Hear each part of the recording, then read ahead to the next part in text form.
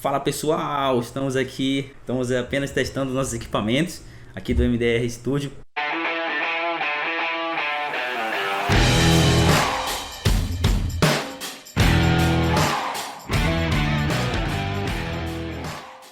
Tô aqui hoje com o meu grande sócio, com o meu parceiro Marcão.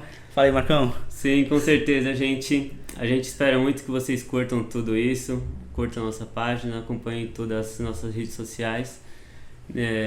Vamos aproveitar o dia aí hoje. Pode crer, Marcão. E aí, Marcão, o que você achou do índice Bovespa disparando essa semana aí, cara? Cara, foi até engraçado. Enquanto toda a criptomoeda tá em queda essa semana, a gente vê a Bovespa crescendo dessa forma. O que a gente enxerga sobre isso, né? Um cenário em que os próprios investidores, em meio à incerteza que há no investimento sobre a criptomoeda, eles partem para outros mercados um pouco mais estáveis e seguros, até por conta dessa movimentação de mercado. Acho que é um conhecimento que eles já carregam aí de alguma história. Então, Marcão, e você percebeu também que houve uma alta da renda fixa, né? A taxa Selic não para de subir. Há uma previsão aí de que a taxa vai beirar os 6, 6,5. Então isso acaba fazendo com que a aplicação de renda variável, de renda fixa, perdão, ela acaba ficando muito interessante para os investidores e eles acabam saindo da bolsa. Eu vi que no mundo todo foram cerca de 68 bilhões de dólares que as pessoas tiraram e está tudo em caixa. Como que você enxerga essa questão da renda fixa? Eu acredito que assim, todo investidor ele tem que ter sua capacidade, sua confiança em si para investir em uma renda variável, mas também precisa ter a sua segurança, que é a sua reserva em caixa, para você poder explorar os outros mercados. Não adianta você ter 100% do seu investimento em uma renda variável, sem tanto conhecimento e ainda mais sem contar com uma segurança de um investimento em renda fixa. Então acho que você, como investidor, tem que explorar muito bem esses dois mercados. Hoje você indicaria para o investidor que ele tivesse parte do capital dele aplicado em cripto, por exemplo, apesar dessa queda toda? A gente sabe que esse mercado, por ser muito volátil, se ele tem um risco muito mais elevado do que a Bovespa, então vale a pena até um certo limite. Então um valor que você não, por exemplo, que não vai fazer diferença alguma na sua rotina, R$50 que seja, R$100, você investe em uma cripto que está iniciando, possa ser que daqui a 5 ou 6 anos essa criptomoeda estoure, ou até mesmo como ocorreu com a moeda brasileira que saiu em maio desse ano e valorizou já mais de 2.000%. Então a gente espera que um capital mínimo que você consiga investir possa ter um rendimento extraordinário nesse mercado, mas claro, você precisa ter muita cautela sobre isso. E para aquele cara que está finalizando o ensino médio, que está querendo fazer uma faculdade, por exemplo, você indicaria ele fazer uma faculdade de ciências contábeis? Se ele estivesse focando fazer investimento, você acha que isso ajudaria esse estudante ou essa pessoa que já está fazendo o curso mesmo e quer atuar na área contábil? Você acha que isso ajudaria de alguma forma a pessoa fazer uma ciências contábeis? Teria algum tipo de benefício? Seria mais fácil ou você vê que seria um outro caminho? Bom, é interessante esses dois pontos, até porque o conhecimento de análise, de uma análise fundamentalista, vem tudo baseado nos conhecimentos de análise de demonstrações contábeis. Então, você sabe que esse conhecimento adquirido, ele pode ser sim muito válido para o investidor que está iniciando. Contudo, esse conhecimento também pode ser adquirido de outras formas. Não precisa se demorar os 4 anos justamente na faculdade só para essa finalidade.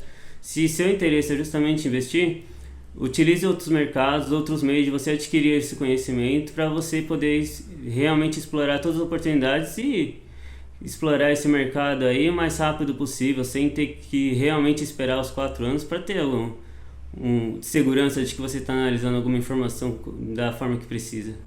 Perfeito, Marcão. Você, de formação, você fez ciências contábeis ou você seguiu um outro caminho? Como que você acabou parando nesse meio do investimento aí? Não, nesse mercado eu comecei com ciências contábeis, mas naquela época mesmo eu não tinha nenhum conhecimento sobre investimento em renda fixa ou variável. Ainda não investia nesse mercado. Fui conhecer quando já estava atuando na área e hoje eu mantenho minha carteira muito bem equilibrada sobre rendimento fixo e variável. Gosto muito de fazer análises fundamentalistas, Gosto de fazer minhas próprias análises, de um pouco mais aprofundadas, além das próprias demonstrações contábeis, mergulhando no mercado que a empresa atua, vendo a capacidade de distribuição e o potencial e o percentual de distribuição de lucro de cada empresa. Então a gente faz algumas certas análises um pouco excedentes até, para tentar mergulhar e tirar o melhor proveito desse mercado.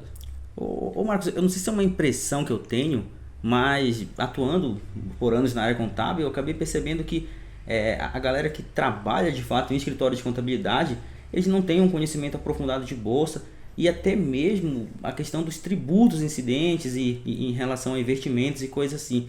Então eu percebo que a contabilidade societária, ela acaba não tendo assim, não tem um pessoal que tem expertise nesse tipo de investimento, nesse tipo de análise. Sim. Eu não sei se é uma impressão minha de mercado, você tem essa mesma impressão com os seus anos de atuação aí?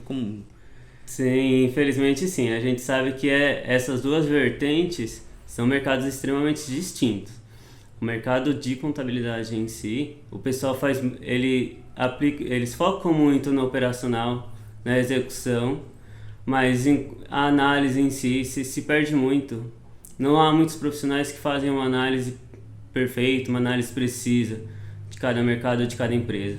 A gente não conhece muitos profissionais que atuam dessa forma. Então, essa capacidade de análise, por mais que você seja formado em contabilidade, o profissional muitas vezes se perde e não tem conhecimento desse mercado. E é um mercado também distinto, mas assim, você tem obrigações também com o mercado financeiro, né? Você tem tributos ali que incidem sobre os seus lucros, os seus ganhos, né? Tem uma tratativa diferente para pessoa física e pessoa jurídica. Então, ele também está sobre o escopo, né, da CVM, por exemplo, né? Então, você, querendo ou não, CVM, IBRACON, CFC, todos esses órgãos, né, que estão relacionados a isso, de certa forma eles regulam, né, todo o escopo financeiro e econômico que tem no nosso país. Então isso é feito na faculdade, você também tem esse tipo de instrução lá.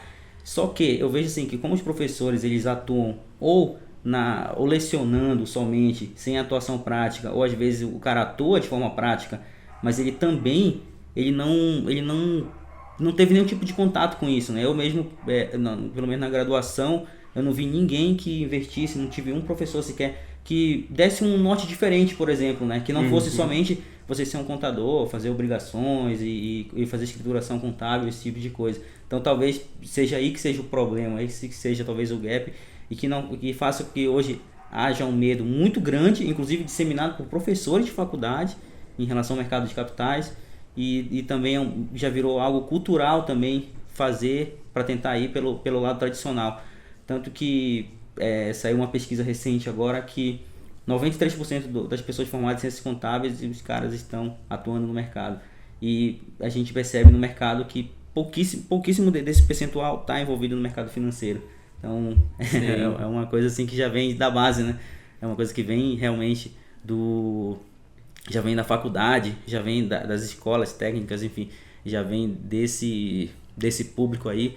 Então a gente enxerga dessa forma, né? Por isso que hoje fica extremamente difícil você encontrar um profissional realmente capacitado para fazer a contabilidade dos seus investimentos, né? A maioria das empresas também geralmente tem só investimento de renda fixa, tá bom? É aquele investimento mais direto do banco, que o banco aplica de forma automática, né?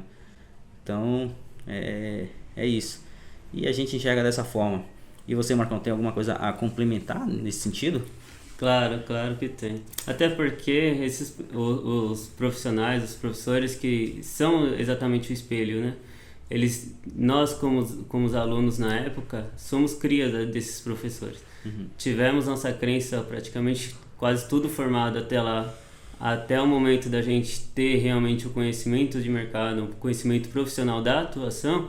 A gente não tem senso crítico para poder analisar se a informação que o cara passou se está correta, se você concorda ou não. Você acaba meio que concordando pelo conhecimento e respeito que você tem pelo profissional que está ali na frente e está lecionando. Mas contudo, a gente se vê nesse mercado que é muito raro um profissional contábil também ter conhecimento sobre investimento em bolsa de valores. Sim. Você acha que deveria ter uma preparação melhor desses professores para eles, assim, pelo menos uma preparação mínima para o cara conseguir indicar alguns nichos, algumas carreiras, porque quem é formado em ciências contábeis, cara, tem um norte muito grande. Você acha que deveria ter isso como forma obrigatória ou você vê que vai muito mais da pessoa analisar e seguir algum ponto?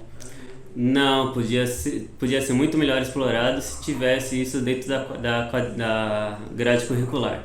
Até porque muitos professores em si, eles têm todo esse meio de fazer investimento, eles não têm tanto conhecimento sobre o assunto.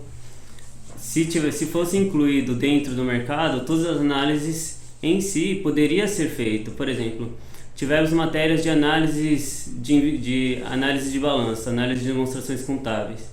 Nesse processo, poderia muito bem ser incluído em análises mensais, semanais, de empresas investindo em bolsa de valores.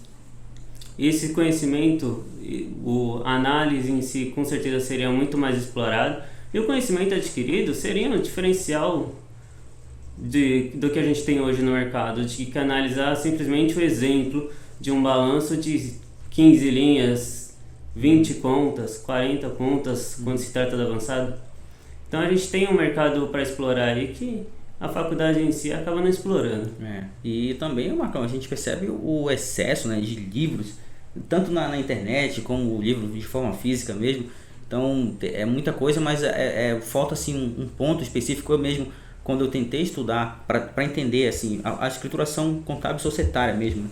Quando eu tentei entender ela de uma forma ampla, mais geral, a gente não conseguiu encontrar, pelo menos eu não consegui encontrar um caminho que me desse essa linha, tipo um livro, por exemplo, que tivesse mais ou menos a estrutura toda montada para que eu conseguisse entender por que fiscal cruza com contábil, porque aquilo tá sob o escopo de determinado órgão. Eu não consegui realmente ver algo desse sentido, né? E é uma coisa que a gente está preparando aqui no MDR, uma coisa bem interessante que a gente está preparando aqui no MDR, é justamente esse cruzamento dessas informações, de onde vem, por que tem que fazer, tá? E para você cruzar e ter um entendimento geral de toda a forma contábil, como ela funciona, que aí fica muito mais fácil para você seguir carreira e conseguir, claro, ser grande, ser um gigante na área. E isso, claro que você tem que estudar bastante, porque não adianta nada você jogar responsabilidade para a faculdade, jogar responsabilidade para o professor, e dizer que a faculdade é ruim, que o professor é ruim, mas você quer só fazer a aula e não quer fazer nada demais. Então, de fato, fica difícil dessa forma. Sim, concordo contigo, David. Quantas vezes a gente não vê o pessoal ansioso para sair 9 horas da hora no intervalo? Então, a gente tem a nossa responsabilidade sobre isso. Não custa nada entrar em pauta com o professor e pedir essa inclusão.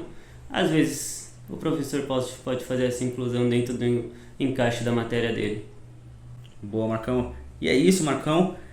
Valeu pela presença. Eu que agradeço pelo convite. É maravilhoso estar aqui com vocês. Sigam todas as nossas redes sociais. Acompanhem nossos conteúdos, que a gente vai agregar muito valor para vocês. Exatamente. Siga a gente no YouTube, MDR Account, em todas as redes sociais, MDR Account, do mesmo jeito. E tem também agora a estreia do podcast. Tem uma estreia do nosso podcast. E acompanha lá também, tem conteúdo de altíssima qualidade também lá, no mundo de investimentos, no mundo das finanças, tá bom? Setor tributário também, tudo vai estar lá no MDRcast, comigo, com o Marcão, com o Robertinho da Bahia, o nosso Roberto Barbosa também tá lá no podcast. Então acompanha lá que você não vai se arrepender, ter conteúdo de extrema qualidade e você é o nosso convidado. É isso aí, gente. Valeu!